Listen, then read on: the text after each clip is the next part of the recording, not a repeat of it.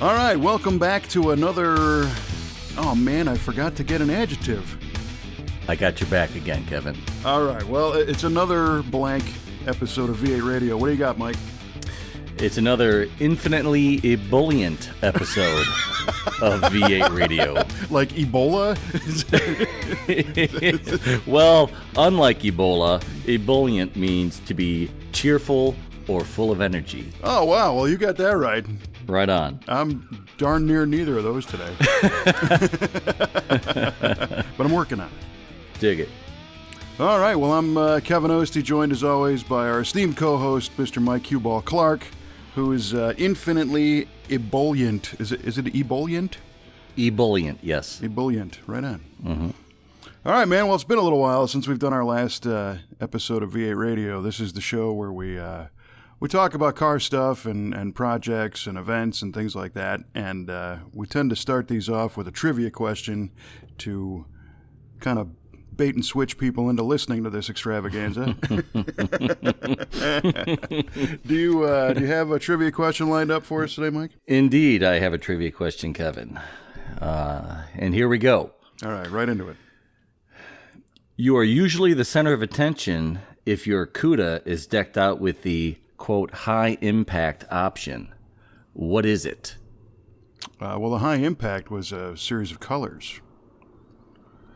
So, I see that grin on your face. Mr. You don't see nothing. Mr. Poker Face over there. So, it could have been any number of 21 different colors available on your CUDA depending on the year, I'm imagining. And then, of course, stripes and wings and stuff were added to that. So, I'm going to say your center attention if you had a high-impact color on your CUDA. That's my guess. That's your final answer. That is my final answer. We'll find out later in the show if you're correct. Okay, all right. I figured we're probably getting tired of in what year did this happen, because that's just brutal. Yeah, so. Okay, good. Well, get ready then, because it's... No, come on! Well, sort of. All right, so... All right, fair enough. Recently, I obtained another stack of vintage car magazines, which I always love. And it's nice because sometimes our customers will, here at the V8 Speed and Resto shop, will bring by boxes of stuff when they're cleaning out the garage and things like sweet. that. Yeah, it's awesome. I love this stuff. And I was looking through a 1971 issue of CarCraft. Wow. Yeah, cool stuff. And there was an advertisement for the 1971 Dodge Challenger RT. I'm sorry, Dodge Challenger TA, 71 TA. Okay. And it was cool because I think it was wearing a high-impact color, as a matter of fact. Is that right? Was, yeah, in the ad, it's yellow with the blacked-out hood and everything else. Uh-huh. And they ran that ad in Hot Rod and CarCraft and a whole bunch of different enthusiast magazines. How many 71 Challenger TAs do you think they sold? Challenger TAs. Oh, gosh. And this is the car with the 340... 3.2 barrel intake and the trumpet pipes in front of the rear wheels and the blacked out hood and oh boy, slats on the window. It's basically the Trans Am car for the street. That's what they call it, the TA. So. Yeah. Well, okay. Are you going to give me a range? I mean, like within a certain amount, or is it so little that you're not even going to do that for me? Well, you made an assumption there that it would be so little that I wouldn't do that. Uh-huh. Or so many that it would give it away. Right. So, between 1 in a million? Yeah, right. Somewhere. Yeah, I saw that look on your face too. between 0 and a million. How about that? Okay. How many 71 Challenger TAs did they make? With the 340 3x2, I will say there were... That was the 6-pack intake, by the way. Right, and a side trivia question is that the Dodge was the 6-pack. The Plymouth is the 6-barrel. 6-barrel. I did know that. Why couldn't that be the question? Yeah, don't get that wrong because you get the emails. Yes. I sure did. We don't want those emails. You lunkhead. You don't know. You don't know nothing. Yeah, it's exact same part. Exactly, just name different. I will say 71 Challenger TAs, 150. 150. Let me make a note of that. TAs. Final answer, 150. Final answer, 150. All right. Well, there you go. Noted. We will find Noted. out at the end of the show. Indeed. So what else is up, man? Oh gosh, man, I'm engineless. I have no resolution in sight. I am dejected. All right. Well, let's bring our listener back up to speed here. So the 67 GTO project has had the engine at the machine shop, and you pointed out, interestingly, the other day on the V8 forum that if you had dropped your engine off at the machine shop and it was a child, by today it'd be walking and talking. Exactly, yes. If it was a newborn baby, fresh out of the womb, it would be walking and talking now. So that's a nice little piece of perspective. Yeah, that's a bummer. Well, yeah. So now we're on... the original goal was to get it running by spring, and then by winter, and then by spring, and then by winter. Yeah, So now we're talking spring again. Yeah, winter, spring, summer, or fall. Yeah. Well, that's a bummer. Mm-hmm. Well, we've got a lot going on over here, if it makes you feel any better. You do have a lot going on over there. Please fill us in. Yeah. How much time do you have? We have an hour. Thank you for that. It's been pretty crazy. We over the summer recently, because we're recording this in mid-October, I guess. Mm-hmm. We have purchased our building that the V8 Speed and Resto shop exists in, and we've been in this building for 4 years now. But finally, the opportunity arose to purchase the building. So we took the leap and did it. And Kelly, who actually runs the shop and handles the vast majority of the business side of things, jumped in with both feet and was able to start making some improvements on the building. And it was one of those deals where, as we rented it, our landlord said, if you make any upgrades, I'll knock it off your rent or reimburse you or whatever. Some of that may or may not have happened as much as you want to, because... Right. And I see his point, too. The landlord isn't the guy who necessarily wanted the redo of our fabrication shop, and, they put light fixtures in here and there and that kind of stuff. So he's like, look, whatever you want to do. So finally, he's like, why don't you just buy the place and do whatever you want? So that's kind of how it went down, which was great. And the first upgrade was a whole wall of new windows on the back side of the shop that just needed repair. Uh-huh. And then the next thing you know, we got an architect and a contractor here. So you and I had talked before about, in the restoration world, the concept of might as well syndrome. Well, you got it apart, you might as well, repaint the firewall or whatever. So that's we're trying to keep the lid on the pot in that respect. Right. Uh-huh.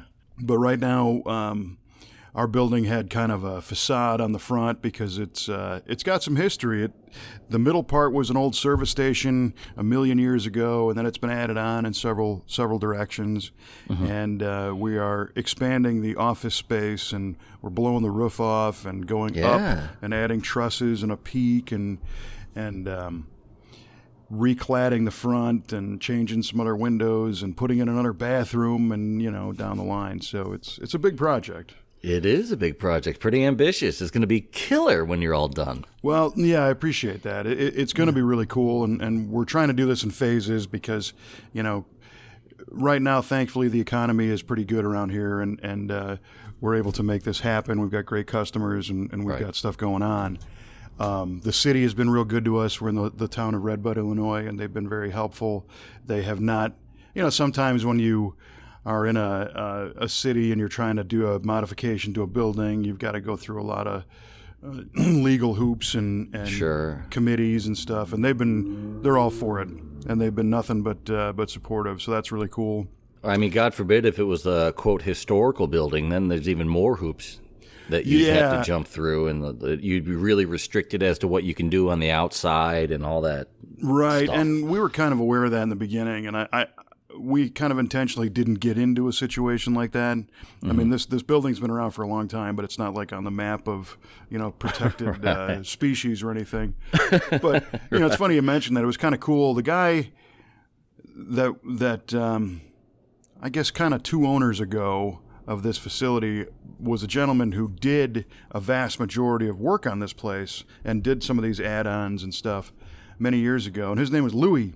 And he used to have a towing business and an auto repair shop called Louis' Auto Company. And as Louis was a great guy. He was here the first year we moved in, and unfortunately he passed away.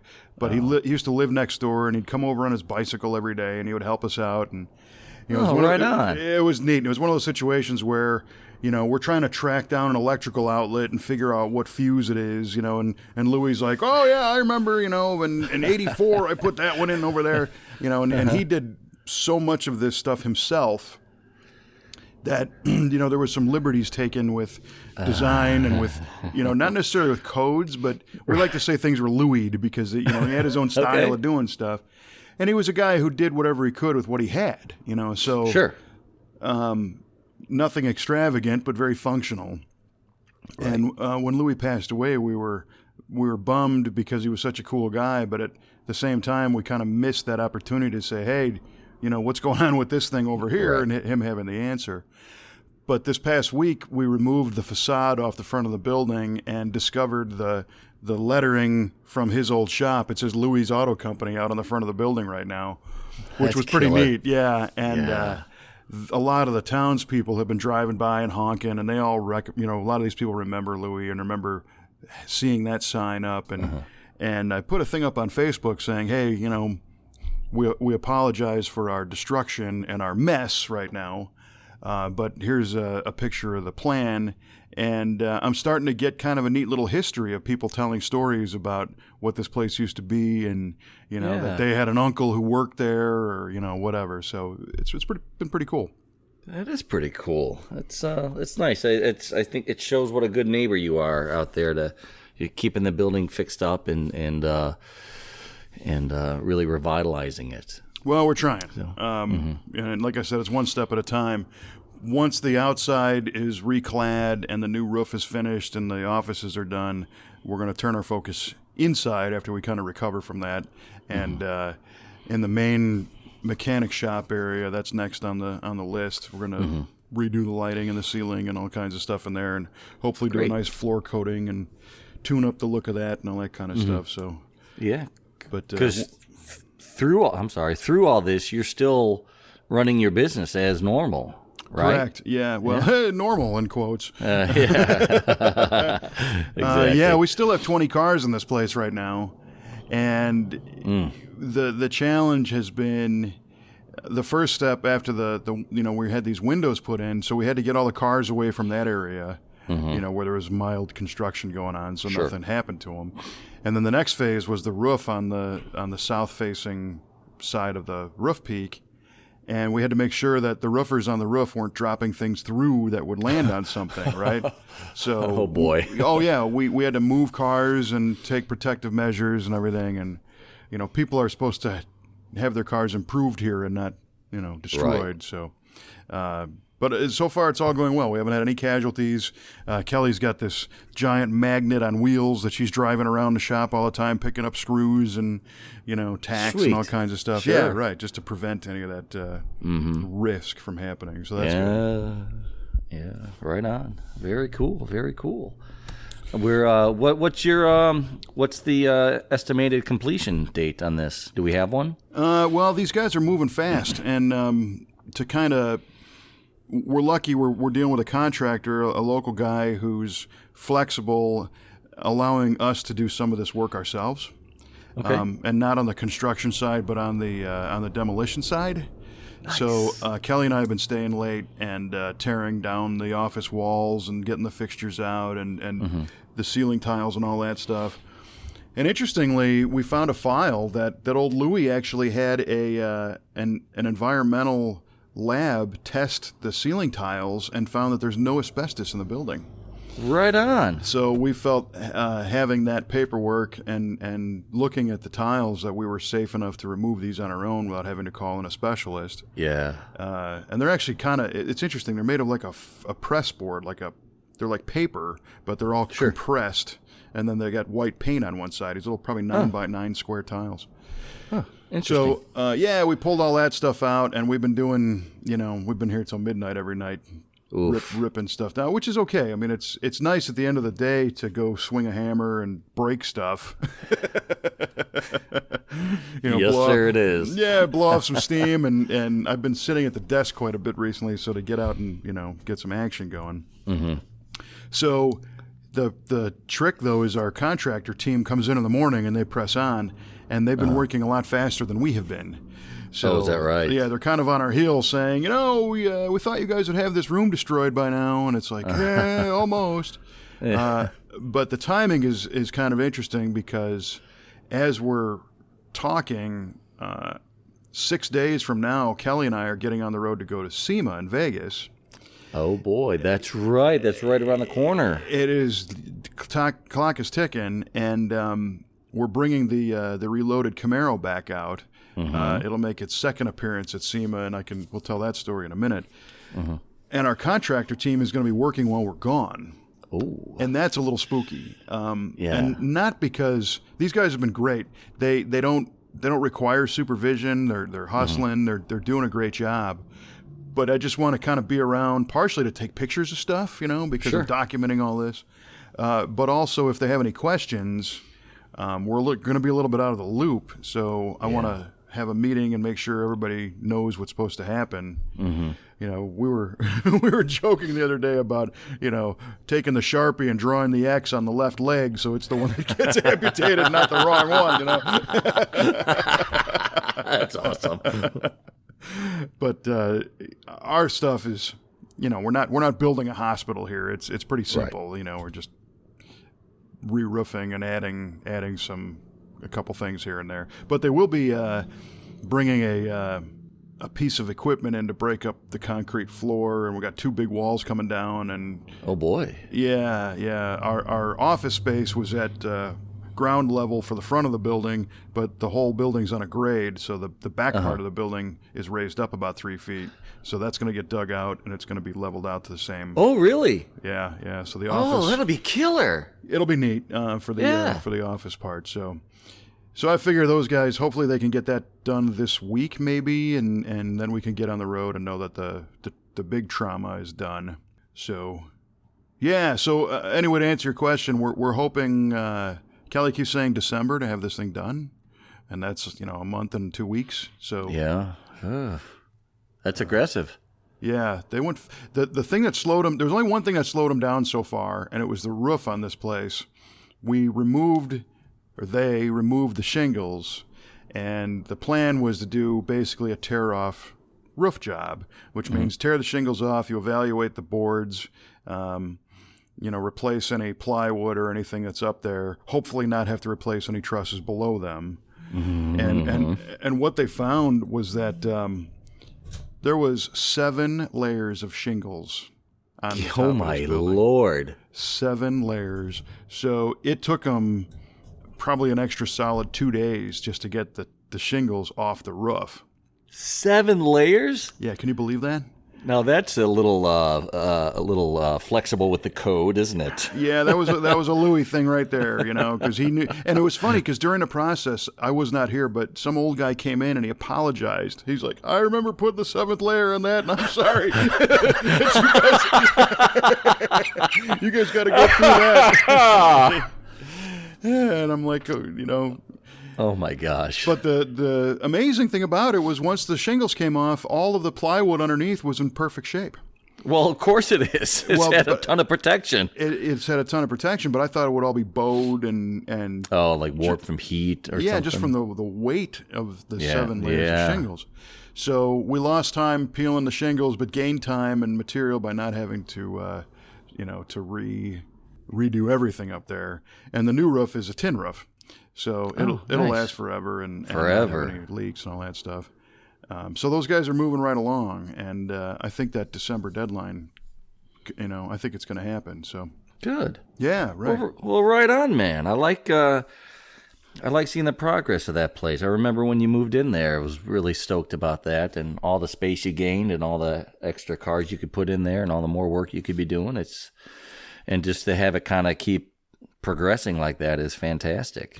Well, and it's all Kelly, to be honest with you, because the funny thing is when we first moved into this shop, we were looking at the building next door, because old Louis owned basically this whole block, and there was a far more recent structure just to the south of us, and he was selling that, and then he was selling the building that we landed in, and we looked at the other one, and he's like, well, I think I got a buyer already, but my old place is up for sale. And Kelly and I walked through here, and I said, there's no way I'm ever going to buy this joint.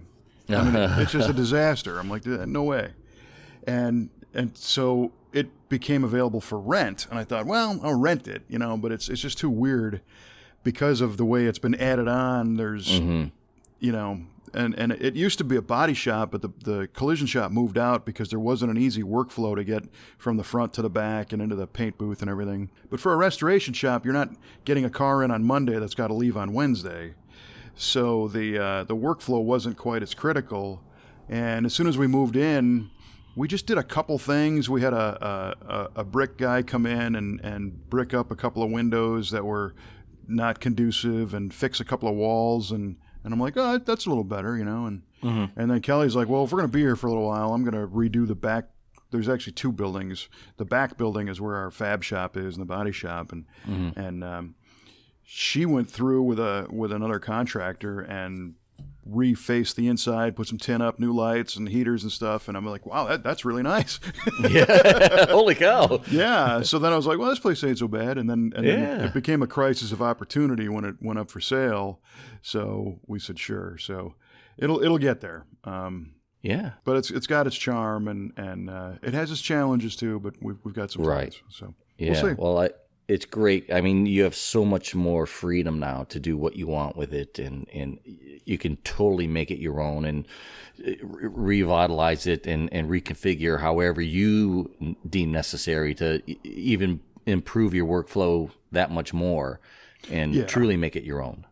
Yeah, and interestingly, we had some pretty good freedom. I mean, our landlord, that the guy who actually bought it from Louis and then rented it to us, he really didn't have anything to say about what we did. He was fine with that because he knew we were improving his property at that point too. So he didn't mind. He just didn't want to pay for it. So, it is an interesting spot knowing that whatever we can afford or whatever we want to put the time into, we can do. Yeah, and that's so nice. It is nice. I take that for granted because so many people, and it doesn't matter if it's a house or a business or whatever, it's like, boy, if my landlord would let me do this, or if I could afford to do that, and these people live in frustration, and I've been there. We don't have that. The sky is the limit. Our problem is just being able to jump high enough, I guess. So. Yeah. So it's cool. We're very fortunate we have enough to do to make these projects happen, and happy customers and cool cars to work on, and a great crew. That the crew, I got to hand it to them. So because this was an old service station at one point, the restrooms are on the outside wall, and as you know, you got to walk outside around the side of the building. I feel like handing people a key on a yardstick. Exactly, or a cinder block or something. Yeah, right. That's kind of how it is. A steering wheel, that would be perfect. A steering wheel, right? Yeah. Something that doesn't fit through the door. And there's two of them at least. Originally they were men's and women's, and then we realized we might as well label the nice one the bathroom, and the other one was labeled private. So the crew uses the unlabeled one so that they don't have to worry about keeping it clean. Not from a sanitary standpoint, but dust and metal shavings and stuff. Sure. And then when customers come in, they use the nicer one. Okay. We try to provide a nice customer experience.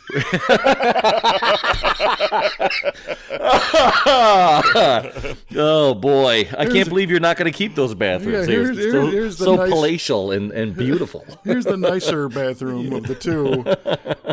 So here's the the Stuckey's bathroom versus right.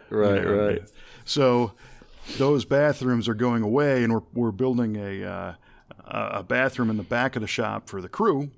Mm-hmm. It's bigger with, more industrial slop sinking, more conducive, and then a little fancier one for people coming in off the street in the office.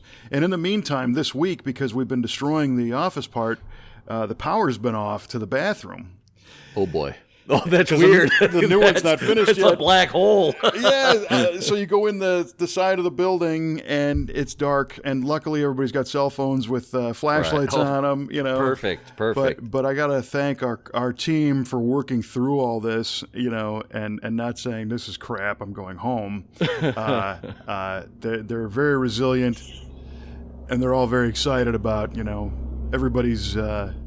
everybody's individual areas are improving with all these improvements, and they see that and appreciate it, So we're lucky there too. So well, right on, man.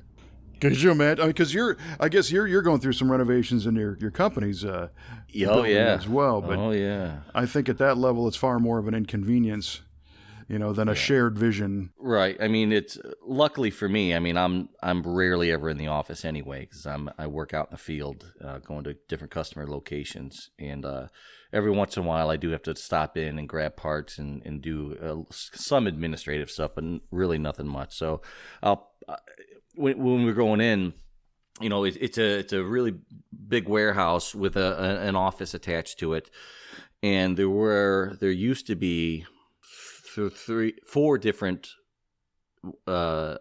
ways to get into the office from the warehouse, and now there's 2.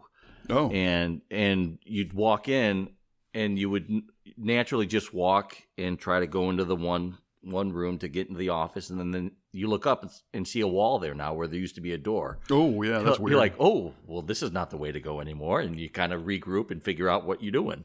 Yeah, It's been interesting.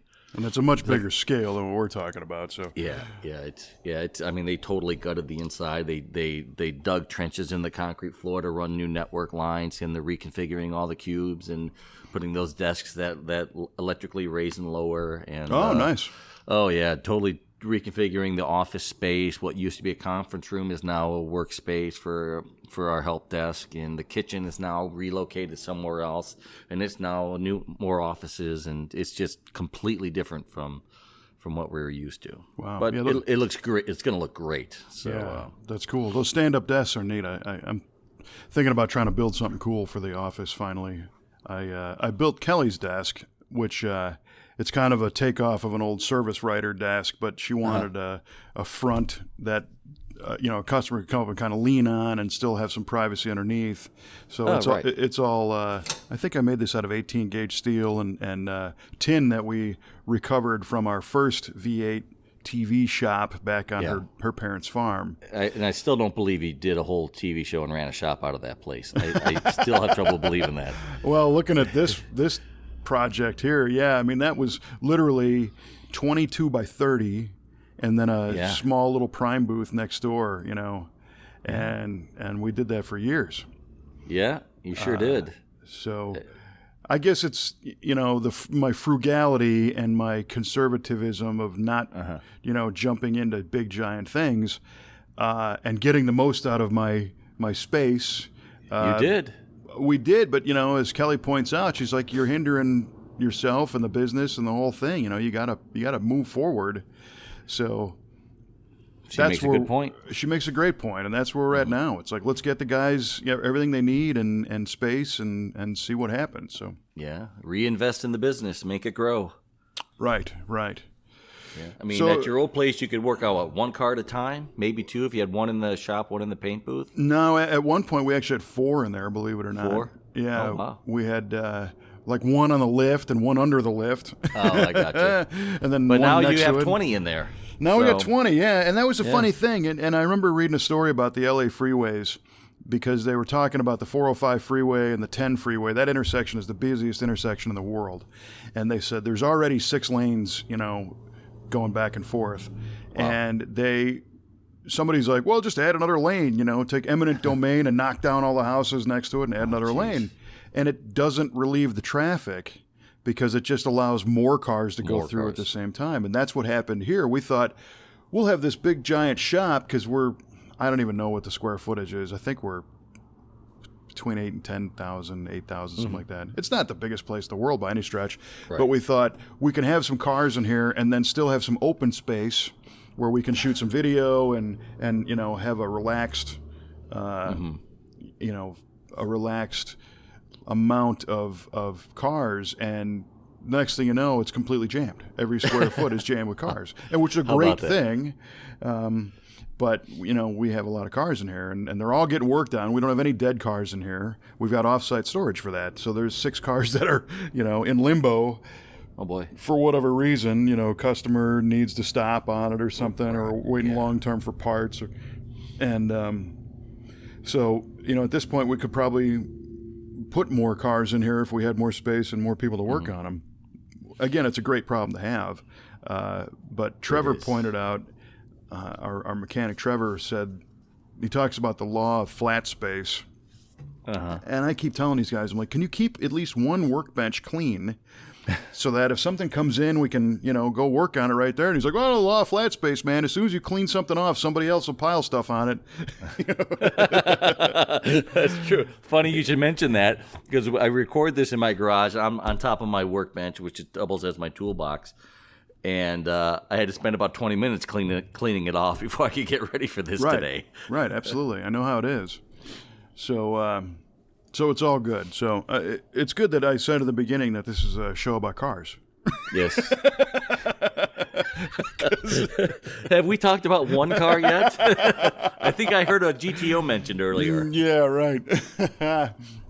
In mocking tones. It's no, lovingly mocking tones. It's all part of the experience, And before we completely leave this construction project topic here, in many ways, Kelly and I, feel the tables have turned a little bit, because when customers come in and they say, I want you to restore my car, and they say, how much is it going to take and how long and how much money, and we oftentimes cannot provide those answers because we're not in it, until we start taking it apart. Now the shoe's on the other foot. And you tell the contractor, it's like, when is this thing going to get done and how much is it going to cost? Oh, yeah, okay. And they're like, hey, it's an old building, man. I got no idea. You never know what you're going to find. And I'm like, yeah, I know that story. Yeah. I wrote that story, mister. I know what you're talking about. That's right. I don't want to call it karma, but it's because nothing bad has happened. Right. But it's the shoe's definitely on the other foot. Right. Yeah, you get some perspective. And that might as well syndrome is so close. It's like, well, But thankfully, Kelly's smart enough to know that might as well syndrome exists, and that is where you get into something and you go, well, you might as well just blow all the walls down. You're doing it. You got a backhoe here. So it was very important to set up phases with definitive boundaries and articulate specific projects, so that didn't happen. Because if it was up to me, this whole place probably leveled by now. Because I'd be like, oh yeah, sure, what the heck, you're here. Yeah, right. Yeah, I think I saw our anonymous poster for the V8 Radio Facebook page. You mentioned that you found some paint flaking on a windowsill, and this is what happens. Yeah, not terribly far off, but right, exactly. So that's happening. And as I sit here in the shop, I'm looking out at the reloaded Camaro, which is getting kind of prettied up for its SEMA appearance coming up. And that was a pretty cool thing. Obviously, the SEMA show is always a cool thing, and the opportunity to have a car there is a tremendous honor. And how this time it all went down is that car had a set of Rocket Racing booster wheels on it. And to me, those were the wheel for the car. They had the right blend of new and old, and the right look. And they were in the Rocket catalog, for crying out loud. And David Coker, who owns Rocket Racing, called me up and he said, that car's been real good for us and everybody likes the car. And we have a new wheel design. It's called the Rocket Attack wheel. He said, can we get that car for SEMA but put our new wheels on it this time and have it in the booth? And I went, yeah, sure. Absolutely. I'm not going to deny that. So it's been an interesting turn of events, because the Rocket Attack wheel is more of a Pro Touring style wheel. It's a modern spoke design. So it's vastly different from the nostalgic look of the rocket booster that was on the car. And his mission with these wheels are they've got a lot of space for brakes, so they've got a curved spoke, and they're a semi-forged wheel, which means the material is cast, and then they spin it on a machine which has a roller, which they call a mandrel, and as it spins, envision making clay pottery, right? As you're making clay pottery, you force it into position. Well, this mandrel does that with the rim part of the wheel, and effectively forges it on this spin machine. It's called spin forging. Okay. So now you've got a wheel that has a cast face, but a forged barrel where it needs the strength. And it has the look of some of the other, more expensive forged wheels, and it has almost that level of strength, but the price is going to be far below what a full forged wheel is. Ah, okay. And he's, to our knowledge, he's the only guy, Rocket's the only guy doing a semi-forged wheel in the aftermarket. Okay. So he's bringing some new technology to the game. And we were hearing that story. I was like, wow, when you want our car, to show it off, which was really super cool. I will be honest that as soon as we got the wheels and put them on the car, I was like, oh, man, that is different. Oh, really? Well, different good? I'm going to start with saying different because we spent a lot of time picking the wheel for the car. And you know how it is. When you design a car, you every detail, when we do a whole car, every detail's got to be right. And we worked with Ben Hermance on the design of that car, 6 years ago, I guess. And so the stripe and the color and the wheel and the stance, everything about that car was hand-selected. And you can't just go pull the wheels off and throw something else on and expect it to have that level of thought behind it. I see. Right? It loses a little of the cohesiveness in the overall design. Yes, and it was hard for me to look at it because I was like, no. We spent so much time getting this thing right the way we wanted, and now you went and changed it. And then we put the wheels on the car because this is when they first came out of the box. We're looking at them, I'm like, I don't know.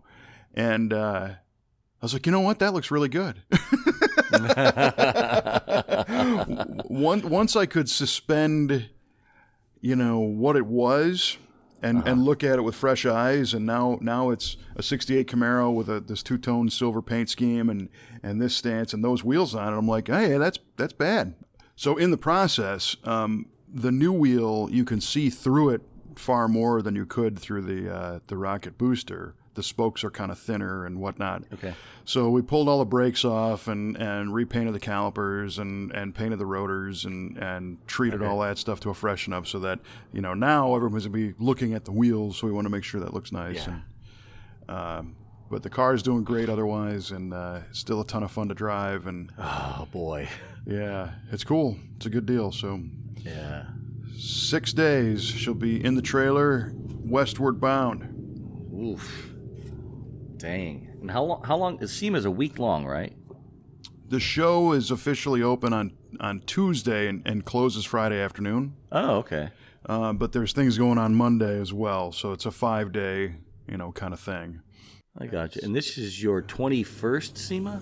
Yeah, you believe that? This will be my 21st year in a row doing the show. And I was thinking about it the other day. I've done the SEMA show more than I've done any singular thing in my life. Is that right? Yeah. You're like the mayor of SEMA now. Well, far from it. That's the crazy thing is this industry is very sticky, and people don't leave the industry. Right. And because SEMA is the industry show, I was communicating with a gentleman I know who this will be his 45th year in a row. Wow. And I think he's done it with, I think, 16 different companies. So he's worked in, all these different businesses over the years, but always the SEMA is the glue that holds the industry together. Wow. And it's he's always like a groundhog. He keeps popping up.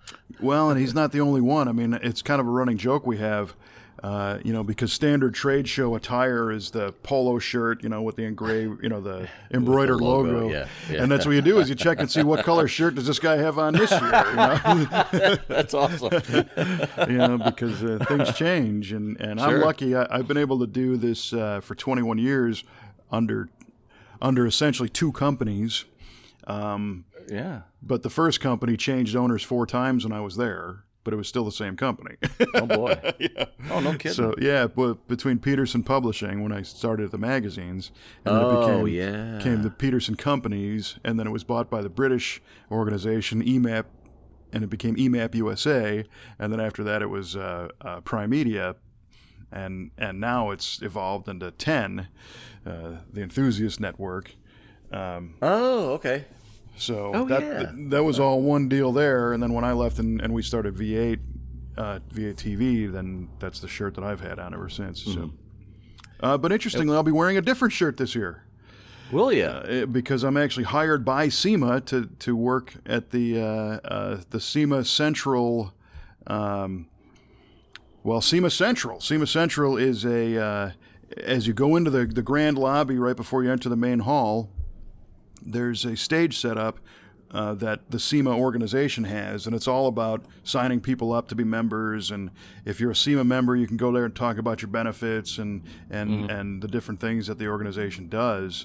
And they have a stage set up, and for some reason they got the wild hair to give me a call, so I'll be actually hosting all those interviews through the whole week on the SEMA stage. So I'll be wearing a SEMA shirt working for them, while the rest of our crew will be out shooting V8 TV with Kelly and Trevor and Tyler and John Moss and some of the other guys on the show floor. So sweet. It's going to be a circus. Yeah, that'll be really cool. Oh man, I'm looking forward to seeing some of that. You're gonna be able to post some of those interviews on the site, or is that just going to be SEMA specific stuff? They in the past they've put them on their own website and their own YouTube channel and social and whatnot. I asked them if they were going to stream them this year. They said they didn't think so. We might sneak in and if our crew has a minute or two to maybe use our own camera to stream one. Okay. But it's basically a couple, 2-3 interviews an hour, every hour of the show all week, with notables and people from the organization and different stuff. And then on Monday before the show kicks off, they have the SEMA Battle of the Builders every year, which is a thing they started a couple years ago. Battle of the Builders is people that are building a car for the show register to be part of this competition, and they can they get judged by a team of mostly media people, so magazine guys and gals. I guess they pick 10 or so throughout the week, and then those are brought out, and there's a big presentation at the end of the SEMA show, and the whole thing's on Velocity. And on Monday, there's an introduction banquet kind of thing that I'm hosting for the Battle of the Builders, and it's pretty cool because it's a neat opportunity for me because they want me to interview each individual car builder about the car. So I get kind of a front row seat to see what the cars are and talk to the guys and find out what they did, which is very cool. A lot of these guys we know, Detroit Speed's usually in it, and Ring Brothers and those guys.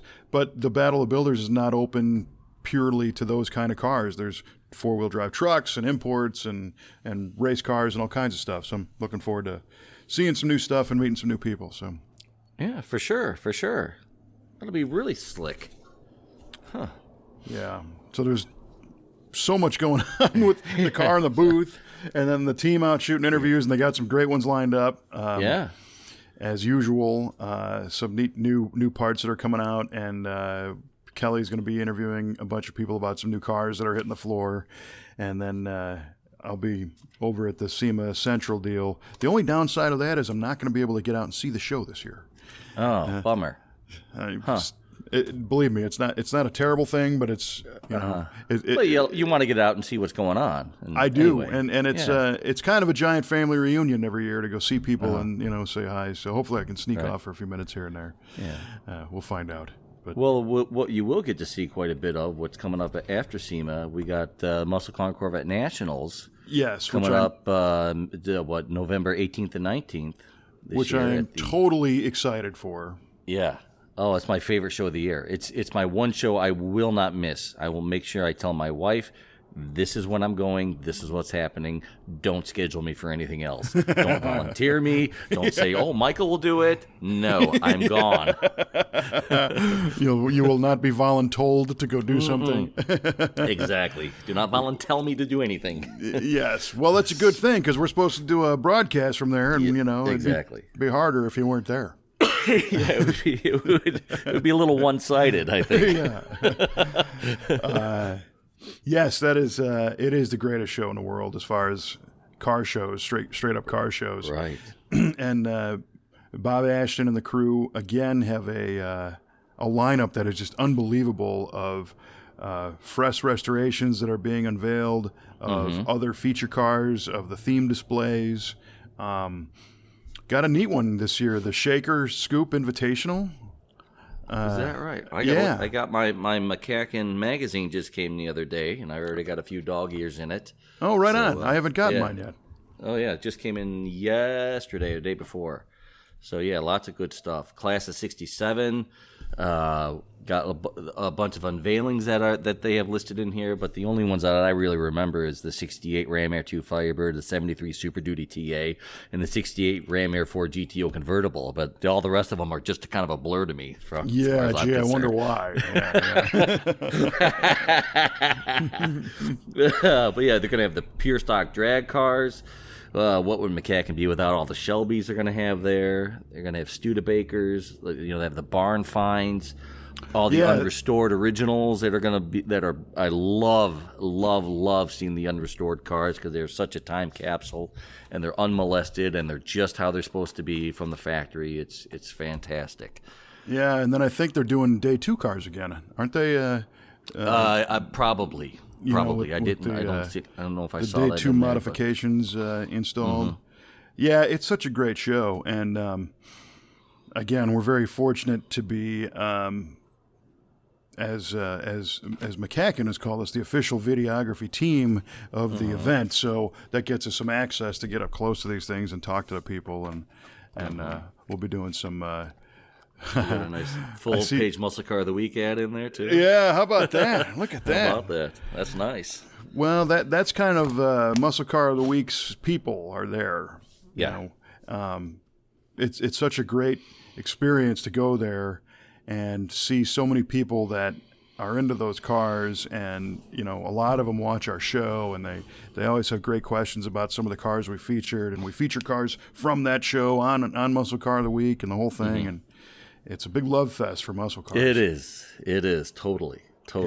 Yeah. So we're gonna do a cast from there, if you will. Still working out the details. I want this to be a live one.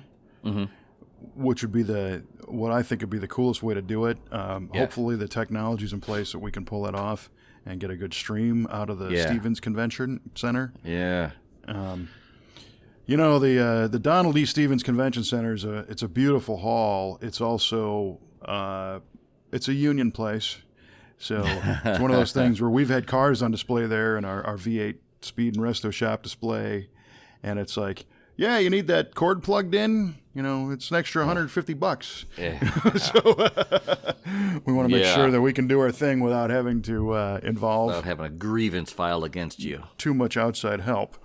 So we'll sneak that out. But last year I was successfully able to do some live unveilings of cars on the Facebook stream. Yep. So we're going to do that again, and I think we'll just use that technology and stream them off the VA radio page. Perfect. We'll start I think that works fine. Start sharing that now. Yeah. You heard it here first, folks. That's right. Folk. Man. I hope you have a friend so you can tell him, too. Yeah. Share it with your friend. Right on. Someday we're gonna another Brown show coming up, folks. Someday we got to meet that guy. Yeah, exactly. He's keeping us in business. That's right. But hopefully we can wrangle Mr. Ashton to give us a rundown of the show on our broadcast and get a little tour of it and the whole thing. So very much looking forward to the Muscle Car and Corvette Nationals. Oh, yeah, for sure. A must-see show. Yes. And I've got, it's kind of funny because, being old enough to have lived long before social media, I still find it interesting when you meet somebody in person that you've known on screen but never in person. Yeah. And this year, there's a gentleman, his name is Jeff, and I believe his last name is pronounced Holenthrijks. I can't even pronounce his name. His nickname is Yardley. I met this guy through a magazine story that I wrote about Riviera suspension in the 90s. And this guy's got a 69 Riv that runs 12s. Whoa. And he and I have kind of stayed in touch just because we both like those cars. And he's coming to the McCacken show, and we're going to get the chance to meet in person finally. Oh, sweet. After probably 17, 18 years. Oh, wow. I mean, you almost want to call it a reunion, but it's a union. It's a union, right. Yeah. It's a meet and greet for the first time. We've talked on the phone several times, but that's what's cool about this show, and he's purely, obviously, going to see the show, because that's the important part. Right. I'm just going to happen to be there, but I've leaned on him long enough to say, look, you need to go see this. And it's an event worth traveling to. He's coming in from Pennsylvania. So, oh boy, people come from all over to see this. So there's still time to get tickets and come see the show. McCacken.com, MCACN.com. So there's that. There's end of the year for us really stacks up a lot of stuff, So it's a good time to start tearing your building apart. Totally, right? All the winter projects coming in there. Let's tear the building apart. Pish posh. Yes. And we're not busy enough. No. And in addition, there's all the regular day-to-day stuff happening around here. You and I have touched base previously about the 69 Corvette LS3 swap we did with the 6-speed. Just got a quick fun update from the owner of that car. When he picked it up to go home, this was a fresh build, and we're still cutting the video. That's going to be a VATV episode or two.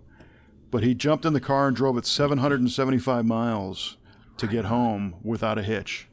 And he's like, this is killer. So it's another super win for the V8 crew. These guys are able to pull off this new car reliability. Yeah. In a car that was never supposed to have that kind of power or technology. And there you go. And there you go. That's killer. We had talked about the 66 Oldsmobile that we just did an LS swap too. Right. Last time we kind of dug into that whole, is it worth it, and are you ruining the car and everything? Well, the end tally for the Oldsmobile, it's finished, and the guys were able to do the engine, an LS motor, and a 6-speed transmission swap, and they drilled 4 holes in the car. So the whole thing is good. Undoable. Because the owner has the original engine. It's a 66 442. He's got the 400 and the 4-speed still. Right. So we didn't bother the car at all. Yes. And some of the decisions to make that happen were, for example, on the firewall where the voltage regulator used to be, they unscrewed the voltage regulator because it's no longer needed, and that's where they mounted the fuel pressure regulator. So they just kind of repurposed, original holes and stuff. And I did probably a 75-mile trip in that car yesterday. Little ride and drive evaluation. And it is awesome. I bet it is. It's the 525 horse version. I didn't even lean on this car, to beat it up at all. But with the 6-speed, and I don't even know what rear gear's in it off the top of my head, but 60 miles an hour is like 1,300 RPM. Wow. Yeah, it is way low. Holy cow. But the engine is torquey enough to where it doesn't care. Sure. And it shifts super smooth, and the clutch is a little heavy for my taste. But the owner supplied the throwout bearing. I think it's a hydraulic clutch, but we probably could have made that a little bit more user-friendly. But it starts like a new car, and it sounds killer, and it's got power everywhere. And I think it's getting about 22 to the gallon, 21 or 22. Well, 1,300 RPM at 60, I'm not surprised. Yeah, so that's a win. if you can fend off the people, you know, when you open the hood and they don't see that Oldsmobile engine. Yeah. Please put out your torches and put your pitchforks away, purists. It's all undoable. It's all completely undoable. That's correct. And the original parts exist, and they're still with the car. So exactly. Nothing was ruined here. Move along. Yes. Nothing to see. We perfectly split the difference. So yeah. And then there's tons and tons of work happening in the metal shop, and what's going on with my favorite build you got going on over there? You know what I'm talking about. Oh yeah, that AMC GTO. Yeah, the Pinto, the Pinto Resto. Yeah. Well, the 67 GTO unfortunately is in parts back order purgatory right now, and it's a bummer. Well, I mean, I can identify with that, I guess. Yeah, what's going on here with these GTOs and waiting for stuff? They're worth the wait, is what it is. It's worth it. You know what? I think that there was a misconception about what GTO stands for, and I think it's actually Italian for worth the wait. Yeah, I think you're right. Well, that car is the frame is done and painted. We have yet to assemble the suspension because we're waiting on one or two pieces for that. And the body's on the rotisserie still because we're waiting for the center floor, the main floor section. We're doing a giant one-piece floor from the firewall to the kick-up right behind the back seat. And technically, it's still a multi-piece floor because the trunk floor is going to be another section. But the middle piece is on like perpetual back order. So we're waiting on that, and I feel bad for the customer because we had a pretty good head of steam going of getting it disassembled, media blasted, and epoxied, and you know, we were starting to turn the corner to start putting this thing, you know, kind of back together with metal work, and then it hit the brakes. So we're in a situation where we have some preferred companies that we buy parts from that, you know, we work with all the time, but sometimes you gotta, if they can't deliver, you gotta get it from somewhere else. And we found that the somewhere else's are also back ordered. So that's too bad. Well, if I happen to have some floor braces for 67 GTO, if you ever need those, they're aftermarket. They're unused. Oh, there you go. Good even have the nuts, so you have another part source now. There you go. Well, and that was part of the consideration. Do we fix this floor? And those pieces were actually rotted on this one, and there was enough sections on it where we just did the math and we said it's going to be faster to just yank the whole thing, right? Instead of doing 100 little patches and fixing all that stuff.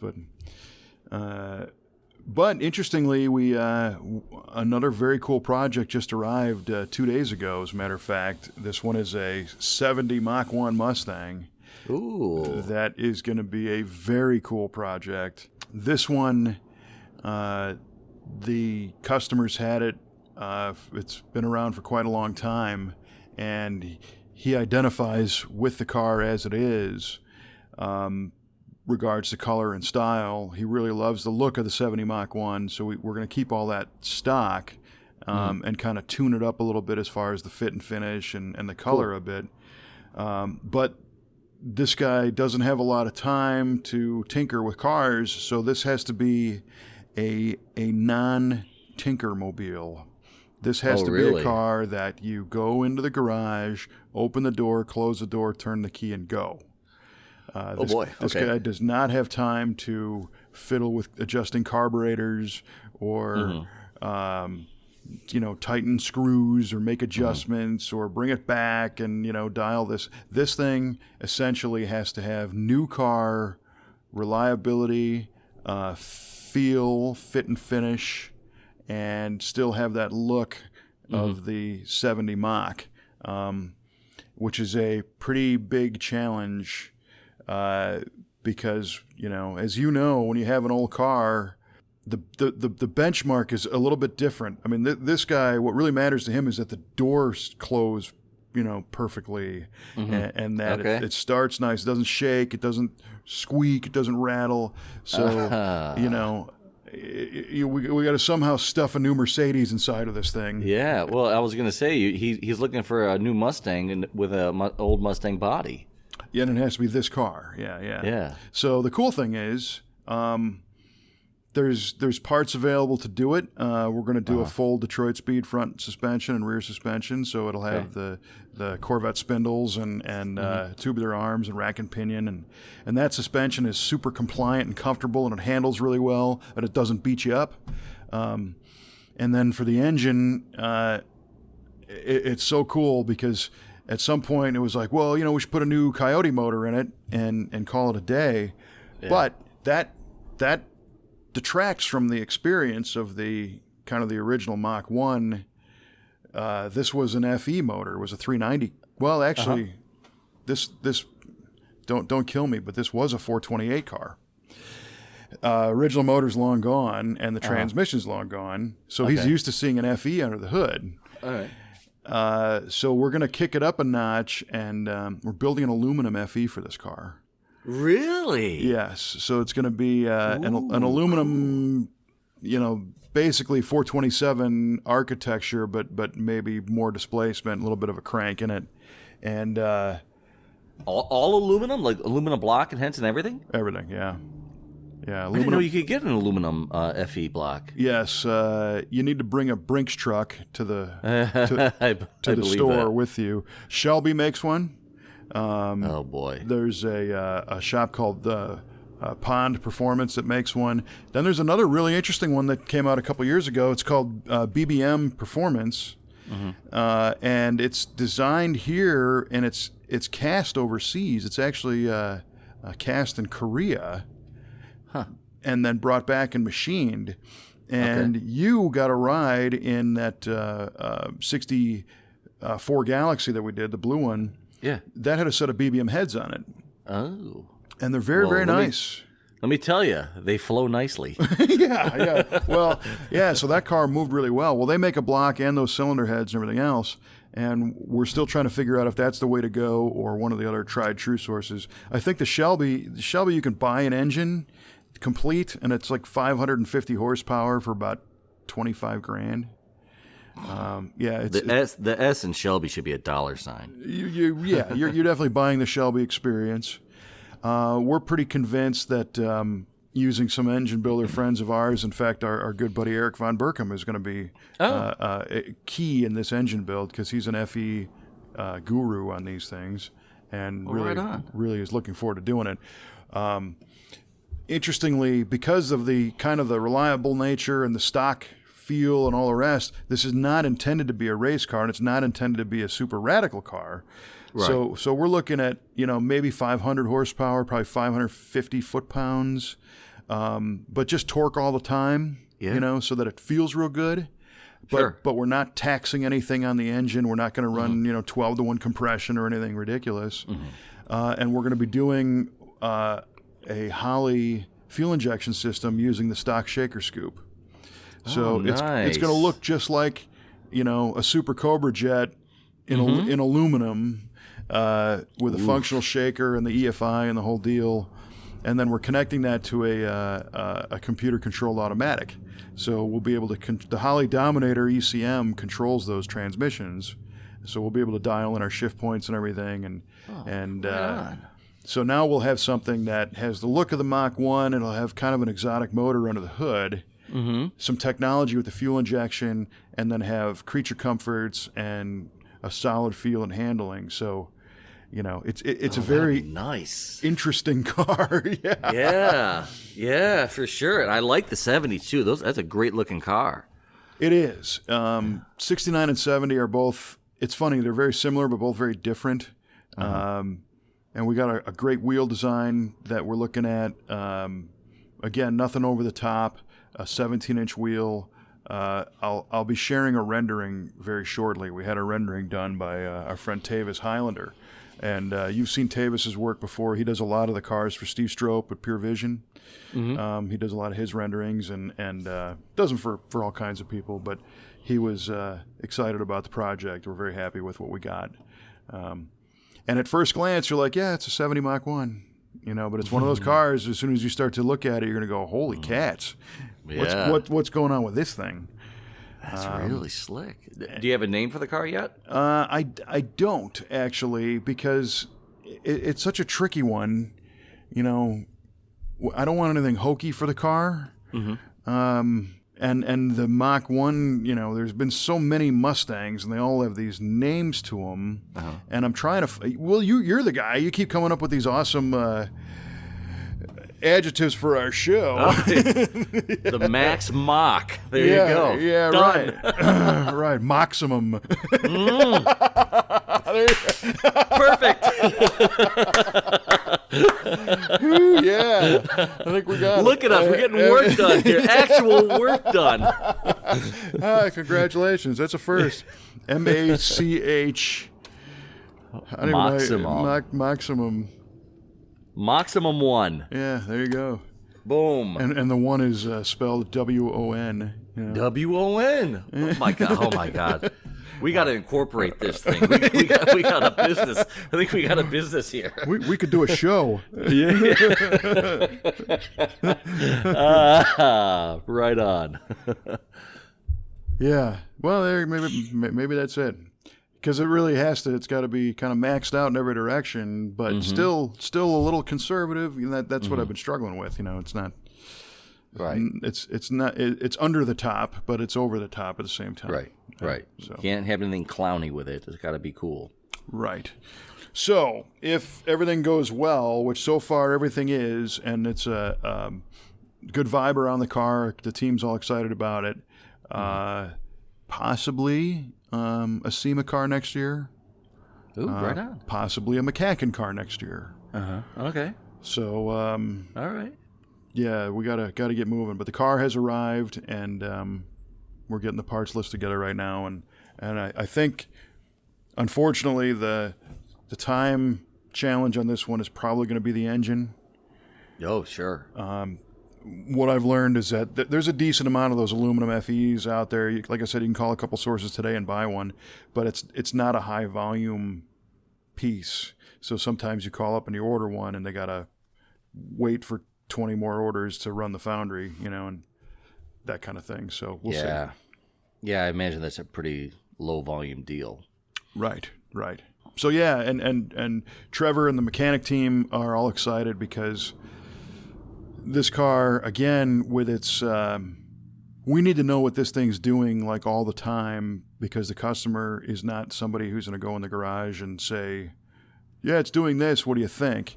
And we're in the process of kind of developing with Holly a Wi-Fi interface for this car, so that he can park it in his garage, and it'll have an IP address, and we can remotely see the ECM. You can web into it and look at it. And see what's going on. Yeah, the technology that you're used to, but in a '70 Mustang, you don't see very often. Yeah, that's true. Yeah, that's funny. I mean, we can do that right now with copy machines. So yeah, it's absolutely. And there's a few others, like, we don't want any kind of learning curve on this car. We want this car to get in and drive. And the one thing that aftermarket fuel injection systems have been behind on has been the need to pressurize the fuel system when you turn the key.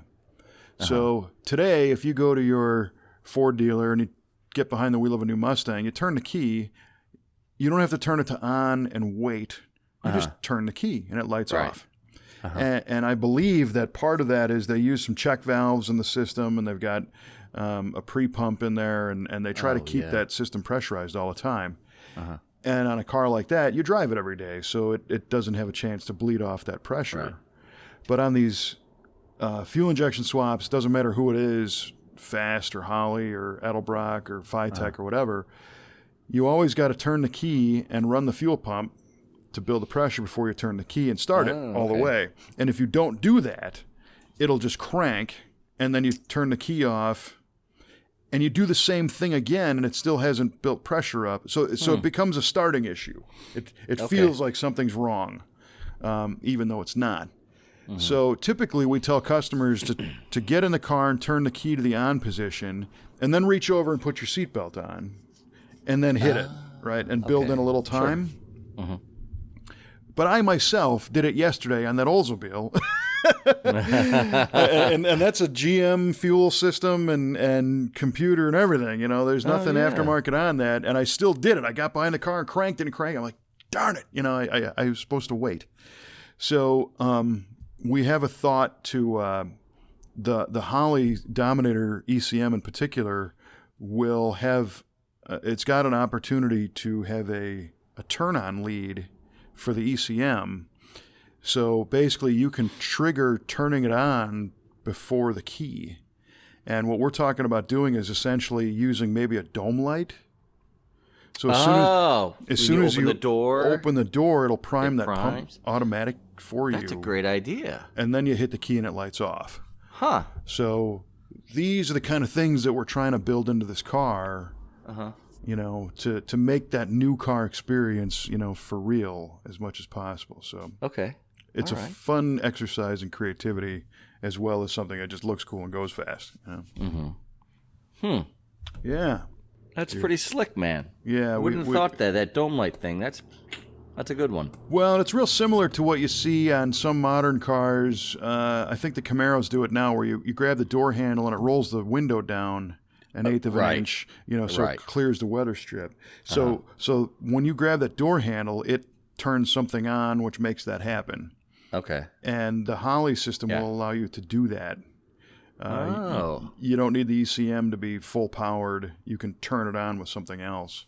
I was not aware of that. Yeah. Well, I was too. And Trevor and Tyler, two of our techs, went to the Holley school. They've been trained, and that's one of the things they learned. And I said, well, and in fact, one of the guys that manages the cars at Muscle Car of the Week at the Brothers Collection was telling us about a project that he did with the dome light. And we just kind of started putting things together. So I wish I could say it was my idea, but it's definitely not. but hopefully we can expand upon it and make it work. So I mean, does Holley do they market that feature? I've never even heard of that. No, the problem with the Holley Dominator EFI system is that it does so much that they don't even know what it does. There's so many innovative ways to. It's a computer. You can't think of it as a fuel injection controller. It is legitimately a full logic computer. So you can have all kinds of if-thens and things that trigger other things. So whatever you can figure out. In fact, Trevor was telling me that in the school they said that there's a guy who runs a greenhouse with one of those things. It's an automated greenhouse because at certain times of day, they've got window shades that go up and down, and they got windows that open and let air flow through for growing plants. And this is a standalone device that is built to handle weather extremes. You can't put a laptop out in the thing. Right. So he uses it for that. So nobody knows what this thing's capable of. That's trippy. So yeah, just input outputs. Okay. That's it. Right. And it's got so many of them, and you can. So the inputs and outputs, to get a little technical, you can assign their behaviors. So they can be a 0 to 5 volt input or out, or it can be a switch where it's on or off, or a relay or a latch switch, or it could be a pulse width modulated output. So, whatever you want to figure out, puts time in it, you can make it happen. It's pretty neat. Yeah, that is pretty neat. Oh, the world just opened up for me now. There you go. And again, the mission in this car is, oh, look, a red 70 Mach 1. Little do they know, it's been maximized. Maximized. There you go. I think the name just stuck. Yeah. Maximum.